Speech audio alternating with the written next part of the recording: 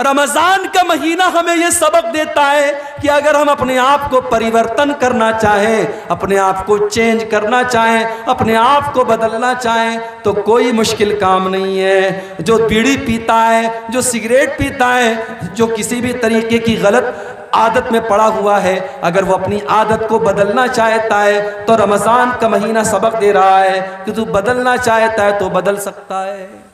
बदलो अपने आप को, अपनी बुरी आदतों पर कंट्रोल पाओ और अपनी अच्छी आदतों को बढ़ाओ। मेरे प्यारे साथियों, एक महीना इबादत का महीना बना लो मेरे भाई। जब अल्लाह ने 12 महीनों में इस एक महीने को चुन लिया है कुरान को नाजिल करने के लिए, भाई अल्लाह अगर चाहता तो कुरान को शाबान में उतार देता, शव्वाल में उतार देता, मुहर्रम में उतार देता, मगर अल्लाह ने रमजान में उतारा और नाम लेकर के अल्लाह ने कुरान में कहा शाहरु रमजान अल्लज़ी उन्ज़िला फ़ीहिल कुरान, रमजान के महीने में कुरान को उतारा गया है। इस एक महीने को जब अल्लाह ने कुरान का महीना बनाया है तो हम और आप इस एक महीने में कुरान से जुड़ जाएं। मेरे भाइयों, तिलावत करो कुरान की। मेरी माँ और बहनों, तिलावत भी करो। 2 तरह की तिलावत, फार्मूला दे रहा हूं, रमजान 3 दिन के बाद शुरू होने वाला है, फार्मूला दे रहा हूं, कोशिश करो इस रमजान में इस फार्मूले पर अमल करें। जब कुरान की तिलावत करो तो 2 तरह से तिलावत करो। एक तिलावत करो सिंपल तिलावत, तिलावत यानी पढ़ रहे हैं आप, अलिफ लाम मीम पढ़ लिया आपने, सयकुल पढ़ लिया, तिलकर रसूल पढ़ लिया, एक एक पारा 2-2 पारा जितना पढ़ सकते हैं आप तिलावत करें। एक तिलावत सिंपल करें, एक तिलावत आप करें तर्जमा के साथ। आसनुल बयान एक तफसीर है, आमतौर से मिल जाती है, आप उसका मुताला कर सकते हैं। तफसीर इब्ने कसीर आमतौर से मिल जाती है, उसका मुताला कर सकते हैं। कोई भी अच्छी सी मुस्तनद तफसीर ले लें आप और तर्जमा और तफसीर के साथ जितना हो सके 1 पेज 2 पेज 5 पेज कुरान को समझ करके पढ़ना शुरू करें। इस रमजान में आप ये 2 तरीके की कुरान की तिलावत करें और मोबाइल से जहां तक हो सके दूर रहें। और रमजान का महीना सिर्फ भूख और प्यास का महीना नहीं है। 14-15 घंटे आपके भूखे और प्यासे रहने से रमजान का हक अदा होने वाला नहीं है। रमजान को गुनाहों से बचने का महीना बनाइए। हमने ये भी देखा है, साहब दिन में रोजा रख रहे हैं, रात में बैठ करके फिल्में देखी जा रही हैं। मैं कर्नाटक में गया पिछले साल रमजान में, वहां एक नौजवान मेरे पास आया, बोला मौलवी साहब एक फिल्म है, उसमें अल्लाह के नबी के दौर की कहानी को दिखाया गया है, फिल्म का नाम है द मैसेज। तो बोला कि मौलवी साहब इस फिल्म को देखना कैसा है। मैंने कहा कि ये बताइए कि जो फिल्म आप बता रहे हैं द मैसेज, उसमें सहाबा की तस्वीर भी आई है।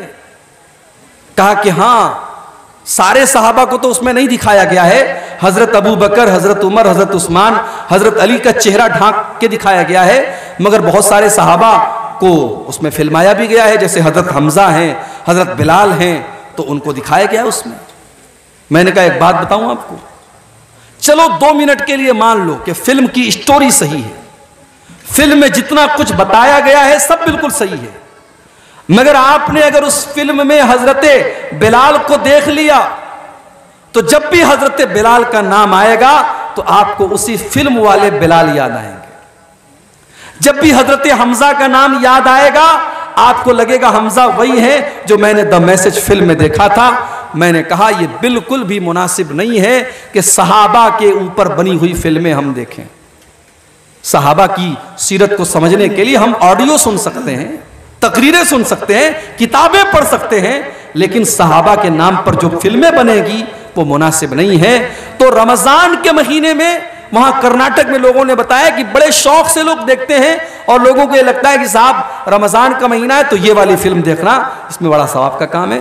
तो ये कोई सवाब का काम नहीं है। कुछ दिनों तक अर्तगरल गाजी के नाम से एक मूवी आई थी, उसमें बड़ी बहादुरी के वाकयात दिखाए जा रहे थे। हमारे बाज नौजवान बड़े शौक से उसको देख रहे थे कि साहब ये तो बड़ी बहादुरी की बातें हैं। फिल्म होती है, उसमें कहीं ना कहीं गड़बड़ी होती है। इसलिए रमजान में इन तमाम फजूल चीजों से मेरे प्यारे भाइयों और मेरी माँ और बहनों, हम अपने आप को बचाएं, अपनी नजरों की हिफाजत करें, अपनी जुबान की हिफाजत करें और कोशिश करें कि ये जो रमजान 2023 का आने वाला है, ये हमारी ज़िंदगी का सबसे बेहतरीन रमज़ान बन जाए। हम में से बहुत सारे लोग पिछले साल रमज़ान में हमारे साथ थे, इस साल नहीं है, इस साल नहीं है, किसी एक्सीडेंट में इंतकाल हो गया। अभी बनारस में हमारे एक रिश्तेदार हैं, हमारे दोस्त हैं, उनकी बहन की शादी थी। बहन की शादी थी, बनारस से 300 किलोमीटर दूर से बारात आई थी, लड़के वाले आए थे, निकाह हुआ। उसके बाद 300 किलोमीटर दूर जहां लड़का जहां का रहने वाला था वहां वलीमा था। हमारे दोस्त और उनकी फैमिली वलीमा में गई। उनका जवान मामू, जिसकी उम्र 20 से 25 साल रही होगी, उनका मामू और उनकी नानी, रास्ते में कार का एक्सीडेंट हुआ। कार डिवाइडर से जाके बहुत बुरी तरीके से लड़ गई। नानी और मामू दोनों सख्त जख्मी हुए, हॉस्पिटल में तकरीबन 15 दिन तक एडमिट रहे। उसके बाद मामू का इंतकाल हो गया। 20-25 साल का जवान लड़का, अभी जिसका रिश्ता लगा था, शादी होने वाली थी, वो हॉस्पिटल में उसने दम तोड़ दिया। आज शादी की खुशी के बाद पूरा खानदान रो रहा है। मेरे प्यारे साथियों, हादसा किसी के साथ भी हो सकता है, हादसा किसी के साथ भी हो सकता है। मेरे साथ भी बड़ा खतरनाक हादसा हुआ था, अल्लाह ने बचा लिया, अल्लाह ने एक नई जिंदगी दी। लेकिन हम बराबर सफर में रहते हैं, कभी बाई रोड सफर हो रहा है, कभी फ्लाइट से जा रहे हैं, कभी ट्रेन से जा रहे हैं। अब तो दिल डरता भी है, न जाने कब कौन सा हादसा हो जाए और जिंदगी का चिराग गुल हो जाए। मेरे प्यारे साथियों, ये जिंदगी अल्लाह की अमानत है, ये जिंदगी अल्लाह की अमानत है। इसको अल्लाह को राजी करने के लिए गुजारो। अगर गुनाहों की दुनिया में हम और आप रहे हैं तो अब से भी मौका है, हम अल्लाह से तौबा कर लें, माफी मांग लें, बाज आ जाएं। याद रखो, गुनाह की जो दुनिया है, गुनाह की जो जिंदगी है, वो हमें और आपको जलील करने वाली है। वो दुनिया में भी जलील करेगी, आखिरत में भी जलील करेगी। अपने आप को गुनाहों से बचाओ मेरे भाइयों। आने वाला रमजान का महीना हमें एक चांस दे रहा है, एक मौका दे रहा है कि हम अल्लाह से सच्ची तौबा कर लें। नबी ने बद्दुआ की है उस इंसान के लिए, जिब्रील अमीन ने बद्दुआ की है और नबी ने उस बद्दुआ पर आमीन कहा है, जो रमजान का महीना पाले और अपनी बख्शिश न करवा सके। रमजान का वो बाबरकत महीना बस हम पर साया फगन होने वाला है। आइए हम अल्लाह से दुआ करें, रब्बुल आलमीन उस माह मुबारक की हम सबको तैयारी करने की तौफीक अता फरमाए। रब्बुल आलमीन आज के इस जलसे में हमारे जो भाई बहन आए हैं, अल्लाह सबकी नेकियों को कबूल फरमाए, सबके गुनाहों को दरगुजर फरमाए। जो हम में बीमार हैं अल्लाह उनको शिफा अता फरमाए, जो रोजी रोटी से परेशान हैं अल्लाह उनके कारोबार में बरकत नसीब फरमाए। जब तक हम दुनिया में जिंदा रहे, इस्लाम पर जिंदा रहे, हम सबका खात्मा ईमान पर हो।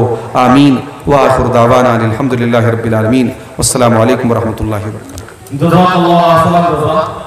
मोहतरम हज़रात, जैसे हज़रत शेख जनाब मौलाना अब्दुल गफ्फार साहब सलाती हफ़िज़हुल्लाह, जो बड़ी लंबी मसाफ़त तय करते हुए